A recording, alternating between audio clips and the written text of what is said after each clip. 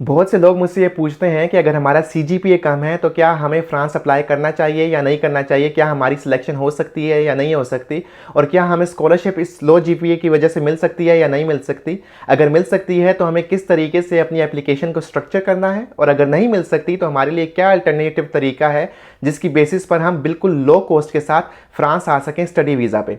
तो I thought कि मैं आपको एक वीडियो बनाकर इन सारे क्वेश्चंस का आंसर कर सकूं, ताकि अगर आपके भी ये कन्फ्यूजन है तो वो दूर हो सकें और आप सही तरीके से अपनी फ्रांस की एप्लीकेशन पर काम कर सकें और आपके मैक्सिमम चांसेस हों फ्रांस आने के, आइदर बाय स्कॉलरशिप और आइदर बाय लो कॉस्ट।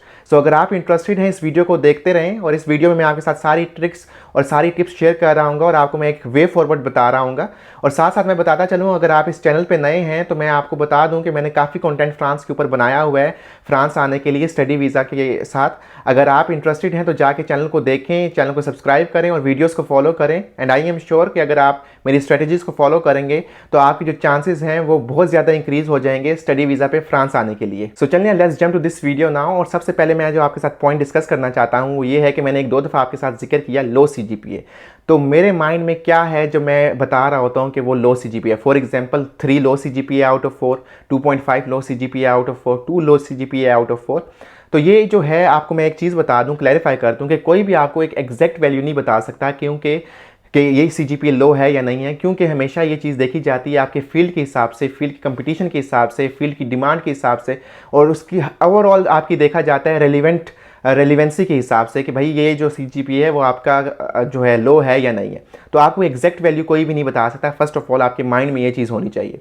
दूसरी चीज़ अगर आपको मैं बताऊं, अगर मेरे ओपिनियन के हिसाब से अगर मैं आपको बता रहा हूँ, सो जो फील्ड्स हैं टेक्निकल फील्ड, उसमें अगर आपका 3.2 हो, 3.3 हो तो वो तो अच्छा सीजीपीए है, ओके सीजीपीए है। और एकेडमिक में भी यही सीन है कि अगर आपसे 3 से ऊपर हो तो that will be a nice CGPA.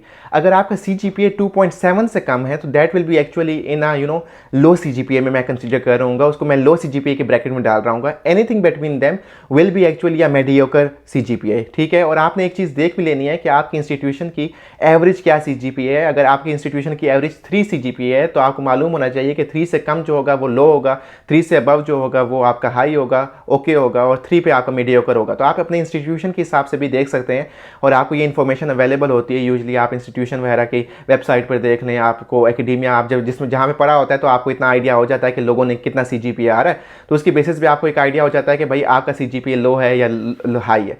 Overall अगर मेरी नज़र में देखा जाए तो एनीथिंग दैट्स लेस देन 2.7 तो आई थिंक सो कि that will be a low CGPA for me, और एनीथिंग अबव 3.3 और 3.2 will be a okay high CGPA for me, ठीक है। तो आई थिंक अब ये क्लेरिफाई हो गया होगा जो मैं आपको पॉइंट क्लियर कर रहा था कि लो सीजीपीए को मैं क्या कंसीडर कर रहा हूँ। और आने पूरी वीडियो में मैं अगर लो सीजीपीए की बात कर रहा हूँ तो दैट विल मीन कि भाई 2.7 से कम के अराउंड लोगों के लिए मैं बात कर रहा हूँ, या फिर मीडियोकर लोगों के लिए बात कर रहा हूँ, वो भी इस चीज़ को अप्लाई कर सकते हैं ताकि उनकी सिलेक्शन के चांसेस इंक्रीज हो सके। तो चलें अगर अब बात करते हैं कि लेट्स से आपका सीजीपीए कम है और आपने स्कॉलरशिप के थ्रू ही आना है और आपके पास कोई और ऑप्शन नहीं है, तो आपके पास क्या क्या फिजिबिलिटीज़ हैं, आप क्या क्या कर सकते हैं, आप कोशिश करें कि आपको स्कॉलरशिप मिल सके।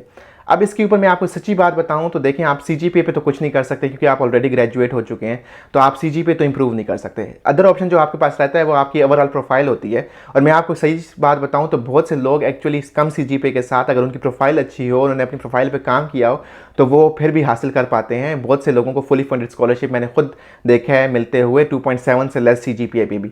अब इसमें क्या हो सकता है कि यार एक तो आप कोर्सेरा वगैरह से कोर्सेज उठाएं, अपना एक्सपोजर इंक्रीज़ करें, ठीक है। आप अपने सीवी वगैरह में ये चीज़ें मेंशन करें भाई कि यार आपने ये कोर्सेज लिए हुए हैं, ये आप कॉन्फ्रेंसेज अटेंड की हुई हैं जो आपसे फील्ड से रिलेटेड है। दूसरी चीज़ जो आप कर सकते हैं जो बड़ी क्रेडिबल हो सकती है वो ये है कि भाई आप जो है ना कोई पब्लिकेशन कर लें। अब पब्लिकेशन किस तरह होती है कि भाई आप किसी सीनियर के साथ मिल लें, ठीक है, और वो जो कि ऑलरेडी किसी रिसर्च पे काम कर रहा हो, और आप उसके भाई उसको शो करवाएं कि भाई you are interested and you can be helpful in any ways, और वो आपको अपॉर्चुनिटी दे और आप उसकी साथ काम कर सको। अगर वो नहीं होता तो फिर आप खुद पे अपने बलबूते पे किसी प्रोफेसर के साथ मिलकर रिसर्च असिस्टेंट बनकर फिर आप कोई ना कोई पब्लिकेशन कर सकते हैं, ठीक है। पब्लिकेशन करते हैं तो उससे चांसेस आपके बहुत ज़्यादा इंक्रीज़ हो जाते हैं।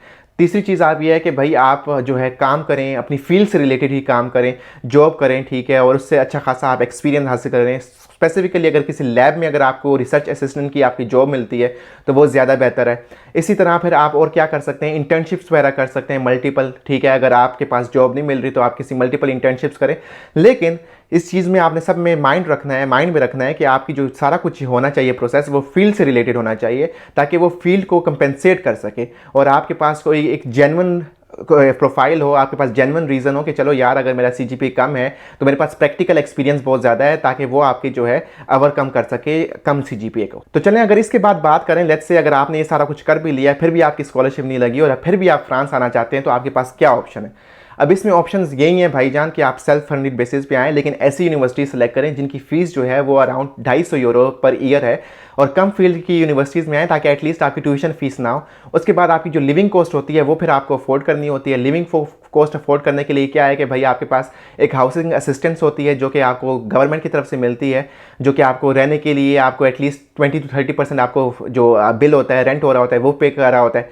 वो हर किसी को मिलती है बगैर किसी मेरिट के। वो सोशल बेस्ड स्कॉलरशिप होती है। स्कॉलरशिप तो मैं उसको नहीं कहूँगा, असिस्टेंस वो हो रही होती है, उसको हम काफ कहते हैं। तो इंशाल्लाह ये आने वाली वीडियोज़ में आपके साथ कवर कर रहा हूँ। एक तो वो आपको मिल रही होती है, लेकिन उसके साथ साथ बहुत ज़्यादा खर्चे होते हैं लिविंग एक्सपेंसेस के डेफिनेटली। तो उसके लिए आप फिर क्या कर सकते हो, अपने आप को मेंटली इतना स्ट्रॉन्ग करो कि भाई आप आओ यहाँ पे पार्ट टाइम काम करो। पार्ट टाइम काम में अगर आप, मैंने इसके ऊपर ऑलरेडी एक वीडियो बनाई हुई है, लेकिन फिर भी मैं आपको थोड़ा सा एक जल्दी से अगर रिकैप दे दूं, तो अगर आप ये समझते हैं कि आपको वाइट कॉलर जॉब मिलेगी, ऑफिस बेस्ड जॉब मिलेगी, तो भाई ऐसा कुछ नहीं होगा। यहाँ पे आपको वो चीज़ नहीं मिलेगी। अगर आपको जो जॉब्स मिलेंगी वो इसी तरह मिलेगा कि भाई आप किसी के साथ कैश पे काम करें, ठीक है।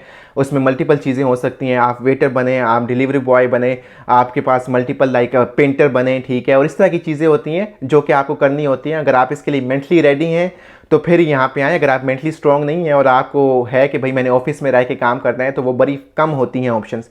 फिर इसके साथ साथ एक अच्छा ऑप्शन ये है कि आप क्या कर सकते हैं कि आप फ्रीलांसिंग करना शुरू कर दें। फ्रीलांसिंग में ये होता है कि यहाँ पर आकर आप भाई फ्रीलांस काम करते रहें, ठीक है, इंटरनेट पर, और आपके जो पैसे मिल रहे हैं उस पर आप अपना सर्वाइवल कर सकें। तो दैट्स ऑल फॉर टुडे। और इंशाल्लाह आने वाली वीडियोस में मैं ईच एंड एवरी पॉइंट को ज़्यादा एक्सप्लेन कर रहा हूँ। फिलहाल तो मैंने आपको एक ओवरव्यू दे दिया ताकि आपको डायरेक्शन मिल सके। तो इंशाल्लाह मैं आने वाली वीडियोज़ में डिटेल से ईच एंड एवरीथिंग को एक्सप्लेन कर रहा हूँ। तो अगर आप इंटरेस्टेड हैं और फ्रांस ज़रूर आना चाहते हैं तो इस वीडियो को लाइक करने के साथ चैनल के साथ एसोसिएटेड रहें, ताकि आपको आने वाली वीडियोज़ के बारे में पता लगे और आप उसको देखकर अपने आप को और अपनी प्रोफाइल को इंप्रूव कर सकें। और इंशाल्लाह फिर मुलाकात होगी आपके साथ किसी नए टॉपिक के साथ। तब तक अपना ख्याल रखिए। टेक केयर, अल्लाह हाफिज़ and have a good day.